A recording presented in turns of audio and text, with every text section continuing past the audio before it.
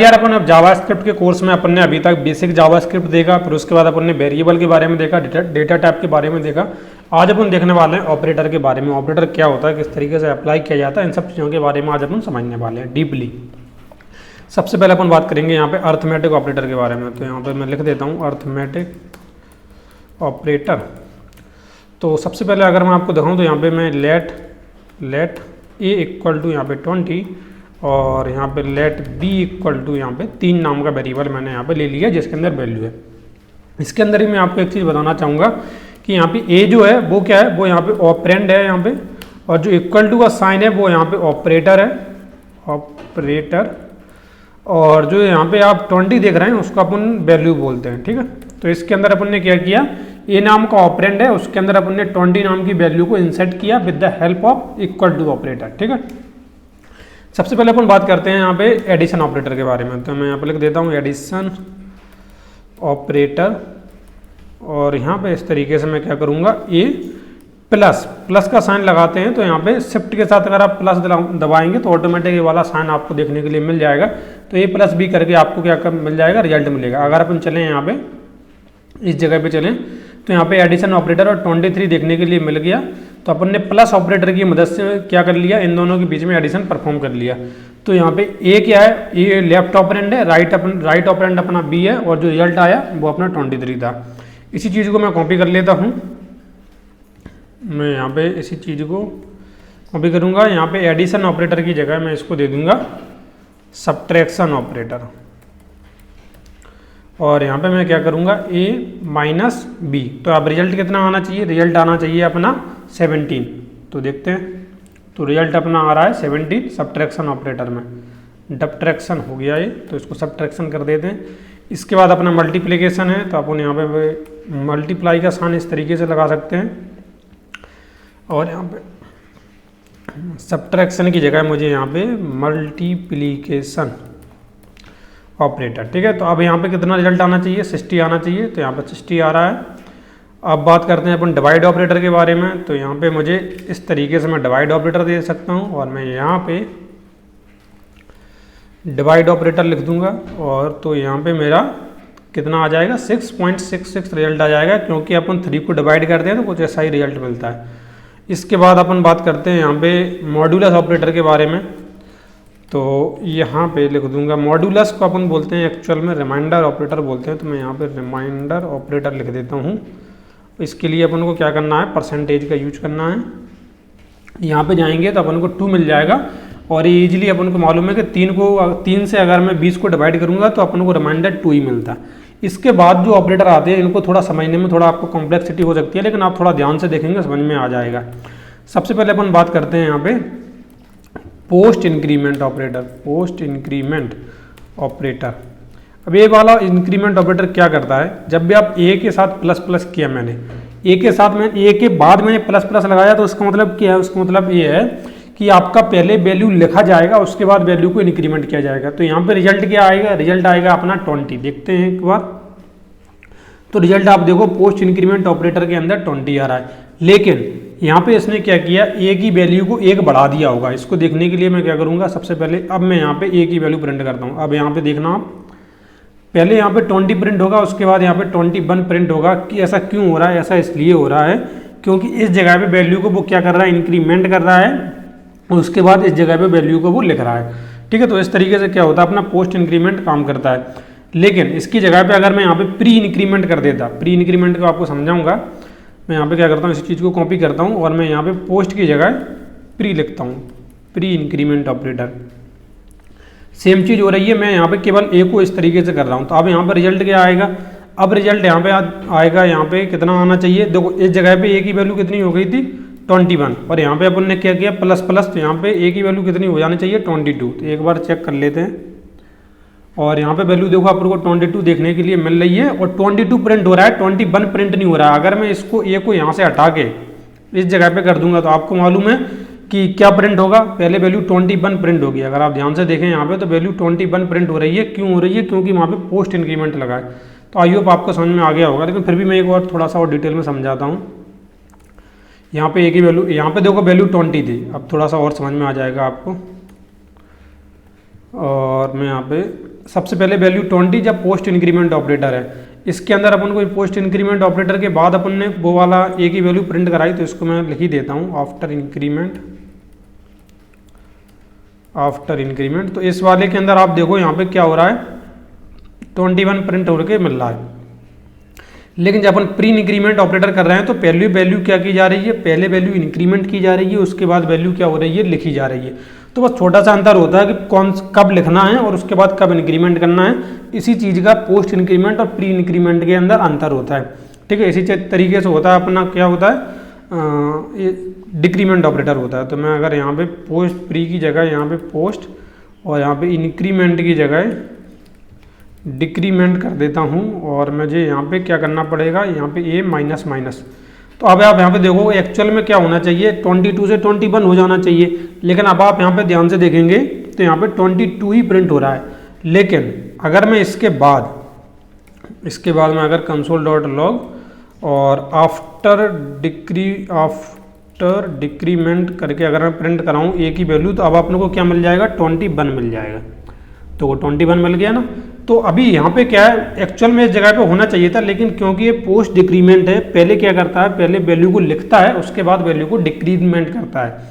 वहीं पे इसके अंदर एक और चीज़ होती है, उसका नाम है प्री डिक्रीमेंट। तो अगर मैं इसी चीज़ को अगर कॉपी करके इस जगह पे पेस्ट कर दूंगा और मैं पोस्ट की जगह यहाँ पे क्या कर दूंगा, प्री डिक्रीमेंट, ए को मुझे यहाँ से शिफ्ट करके इस जगह पर लेना पड़ेगा। तो क्या हो जाएगा, 21 से वैल्यू पहले 20 हो जाएगी, और यहाँ पे कितनी वैल्यू हो गई थी, यहाँ पे हो गई थी अपनी 21, तो यहाँ पे कितनी हो जाएगी, 20 हो जाएगी, और इस तरीके से हो जाएगा। आप देखो तो यहाँ पे प्री डिक्रीमेंट ऑपरेटर यहाँ पे 20 पहले हो गया, उसके बाद उसने लिख दिया। तो इस तरीके से क्या होता है, इस तरीके से आप प्री इंक्रीमेंट, पोस्ट डिक्रीमेंट और प्री डिक्रीमेंट का यूज कर सकते हो। ये तो हो गए अपने अर्थमेटिक ऑपरेशन जो अपन इजीली परफॉर्म कर सकते हैं। इसके बाद आते हैं अपने असाइनमेंट ऑपरेटर। तो अब बात करते हैं असाइनमेंट ऑपरेटर के बारे में। असाइनमेंट ऑपरेटर, अब ये क्या होता है, इसको भी आपको समझाता हूँ। देखो कंसोल डॉट लॉग अगर मैं a plus equal to B कर दूँ, तो इसका मतलब क्या है, ए कुछ इस तरीके से रिस्पॉन्ड करेगा, a equal to A plus B. तो इसका मतलब क्या है, इसका मतलब यह है कि ए के अंदर जो वैल्यू है वो कितनी चली जाएगी, 20 प्लस 3 यानी कि 23 हो जाएगी। अभी आप ध्यान से देखना, 23 अपन को देखने के लिए मिल गया। अब मैं अगर यहाँ पे इसके नीचे आके अगर मैं इसी चीज़ को कॉपी कर लूँ और a प्लस की जगह माइनस कर दूँ, और इसके बाद यहाँ पे a equal to A minus B की तरह ये रिस्पॉन्ड करेगा।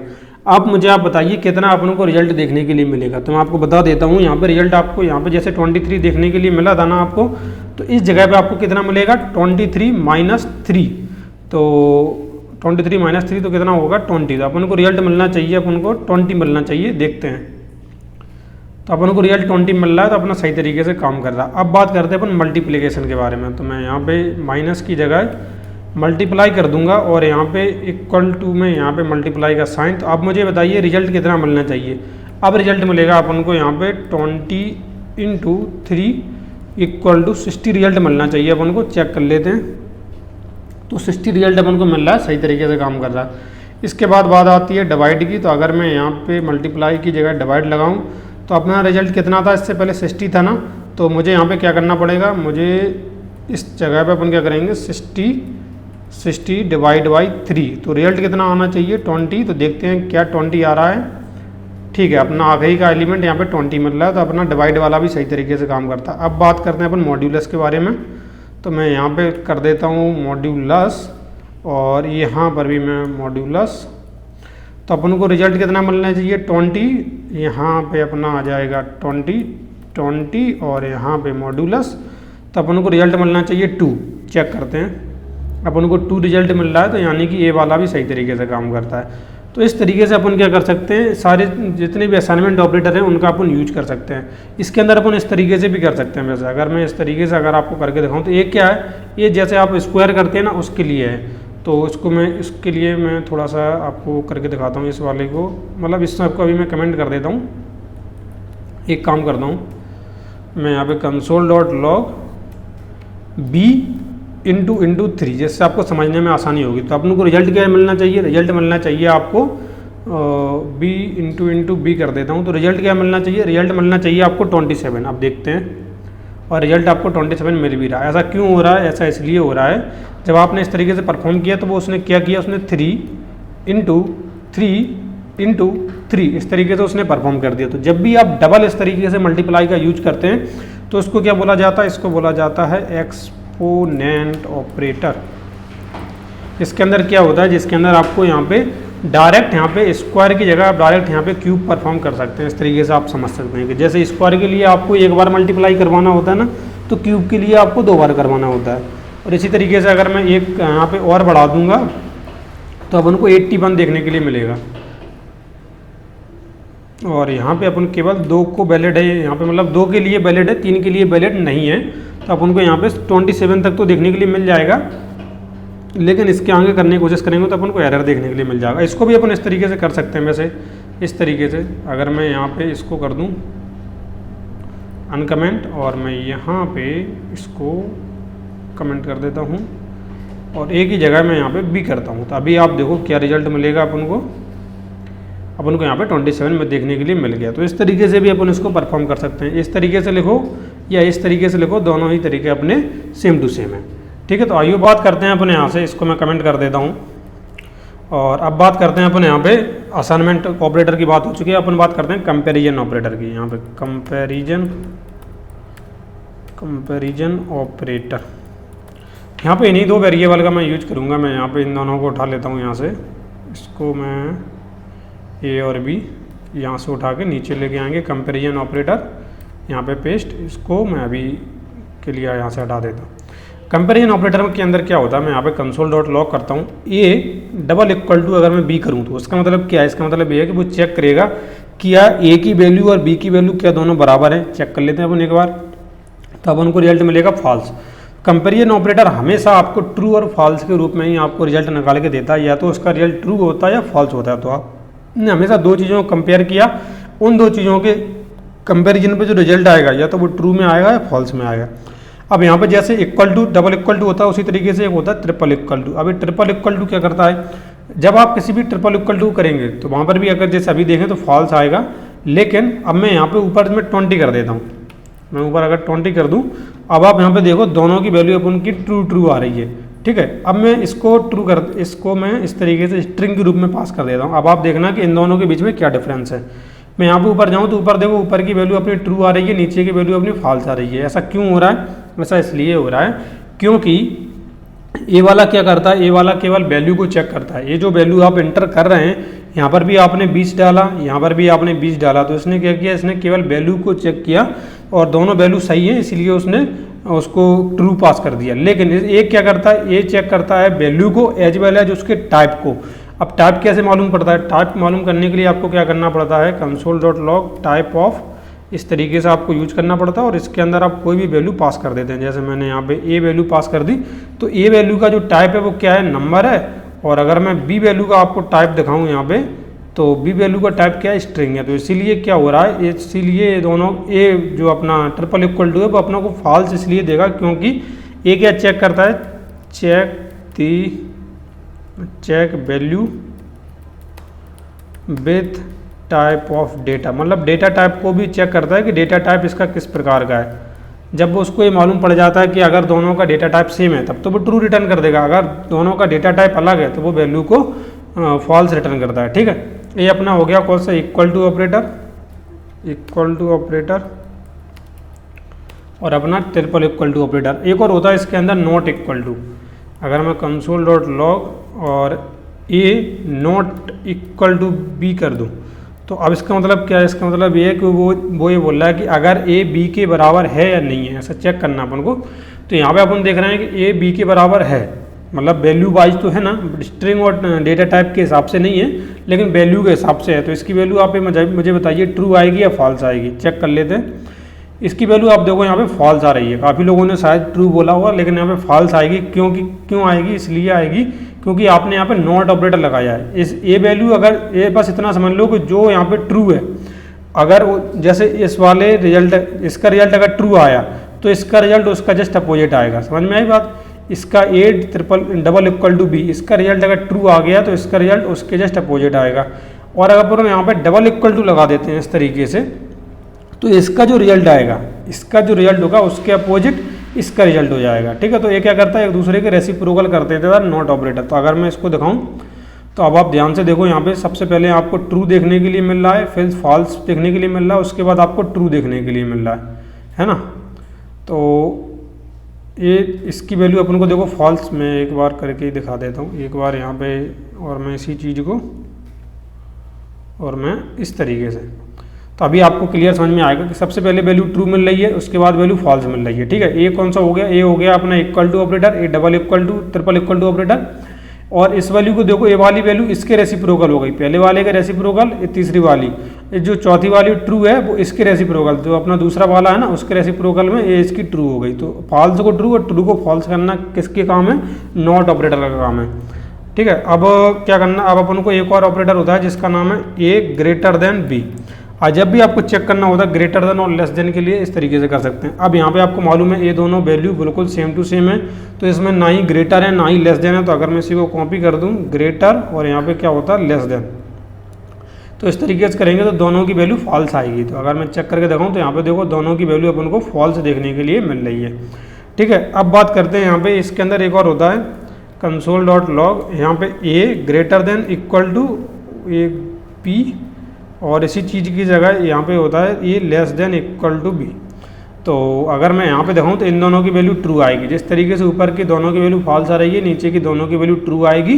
क्यों आएगी, क्योंकि ये ग्रेटर देन और लेस देन तो चेक करते ही हैं, साथ ही साथ में ये चेक करते हैं कि क्या इक्वल टू है, और जो कि इक्वल टू वाला यहाँ पे बिल्कुल वैलिड यहाँ पे हो रहा है। ठीक है, अब यहाँ पे इन सबको मैं हटा देता हूँ। ये हो गया अपना कौन सा, कंपेरिजन ऑपरेटर। अब बात करते हैं अपन लॉजिकल ऑपरेटर के बारे में। लॉजिकल ऑपरेटर, लॉजिकल ऑपरेटर क्या होता है, आपको क्या करना है, जैसे मैंने यहाँ पे लिखा कंसोल डॉट लॉग, यहाँ पे देखो अपन कंपैरिजन ऑपरेटर यूज कर रहे थे ना, कंपैरिजन ऑपरेटर को ही मल्टीपल टाइम यूज करना है तो उसमें लॉजिकल ऑपरेटर हो जाता है। मैं आपको दिखाता हूँ, जैसे मैं यहाँ पे क्या करता हूँ, मैं यहाँ पे कर देता हूँ ए ग्रेटर देन बी, यहाँ पे कंडीशन जो कि आपको मालूम है कि ट्रू नहीं है। अब मैं यहाँ पे क्या लगाता हूँ, एंड ऑपरेटर, इसके बाद मैं इसके अंदर लगाता हूँ ए लेस देन बी, मैंने इस तरीके से बनाया। अब यहाँ पे आपको मालूम है कि दोनों कंडीशन फॉल्स है, और मैं यहाँ पे जाऊँगा तो आपको रिजल्ट आपको देखने के लिए जो मिलेगा फॉल्स मिलेगा। ठीक है, अब मैं इसके अंदर क्या कर देता हूँ, इसके अंदर मैं यहाँ पे इक्वल टू और इसके अंदर भी वैल्यू में इक्वल टू कर देता हूँ। तो अब आप यहाँ पे ध्यान से देखो, यहाँ पे सबसे पहले तो यहाँ पे इस तरीके से रिजल्ट मिल रहा है, ये ऐसा क्यों हो रहा है, A greater than equal to B, A okay, A less than equal to B, इस तरीके से होगा।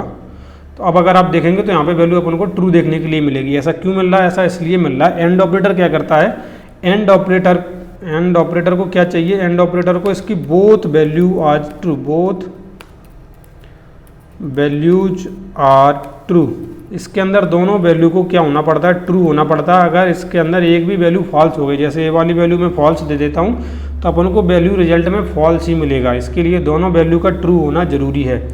अब इसी के जैसा एक और होता है जिसको बोला जाता है और ऑपरेटर। अगर मैं यहाँ पे जाऊँ तो इसको मैं और ऑपरेटर कर दूँ इस तरीके से, और अगर मैं यहाँ पे एक वैल्यू फॉल्स भी दे देता हूँ, ये वाली वैल्यू कौन सी है, फॉल्स है, तो इसके अंदर क्या है, उसके अंदर सिंगल वैल्यू ट्रू होना जरूरी है, सिंगल वैल्यू ट्रू होना जरूरी है। और इसको देखेंगे तो ऊपर वाली ट्रू आ रही है, सेम ऑपरेशन परफॉर्म कराता हूँ मैं। यहाँ पे क्या करता हूँ, इसके अंदर दूँ तो ऊपर वाली वैल्यू फॉल्स देगा, नीचे वाली वैल्यू ट्रू देगा। क्यों देगा, इसलिए देगा क्योंकि एंड ऑपरेटर क्या करता है, एंड ऑपरेटर को दोनों वैल्यू ट्रू चाहिए।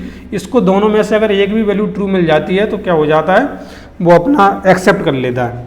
ठीक है, तो इस तरीके से अपन क्या कर सकते हैं, एंड ऑपरेटर और ऑपरेटर का यूज कर सकते हैं। इसके बाद अपना आता है नॉट ऑपरेटर। नॉट ऑपरेटर बहुत ही सिंपल है, जो भी उसकी वैल्यू है उसको जस्ट अपोजिट कर दो आप। मैंने आपको करके दिखाया है वैसे, लेकिन फिर भी एक बार करके दिखाता हूँ। Console dot log A equal to B क्या करता है, ट्रू वैल्यू को रिटर्न करेगा, है ना। और अगर आप यहाँ पे नॉट लगा देंगे तो उस ट्रू को वो फॉल्स कर देगा। तो यानी कि आपको रेसिप्रोकल जब भी करना है कि कोई ट्रू वैल्यू है उसको अगर आपको फॉल्स करवाना है तो आप इस तरीके से आप लगा सकते हो, फॉल्स को यहाँ पे ट्रू करवा सकते हैं। इसकी वैल्यू ट्रू क्यों आई है, ओह एक्चुअल में अपन ने डबल इक्वल टू लगा दिया ना, सिंगल लगाना चाहिए था, तो अपन को यहाँ पे फॉल्स देखने के लिए मिल जाएगा। तो इस तरीके से अपन क्या कर सकते हैं, इस तरीके से अपन यूज कर सकते हैं लॉजिकल ऑपरेटर, एंड ऑपरेटर का, और ऑपरेटर का, और नॉट ऑपरेटर का। तो आई होप आपको ये वीडियो पसंद आई होगी, जिसके अंदर अपन ने सारे ऑपरेटर के बारे में समझ लिया। अब अगली वीडियो के अंदर अपन बात करेंगे कंडीशनल के बारे में। तो मिलते हैं अपन नेक्स्ट वीडियो में, जब तक के लिए thank you for watching this video.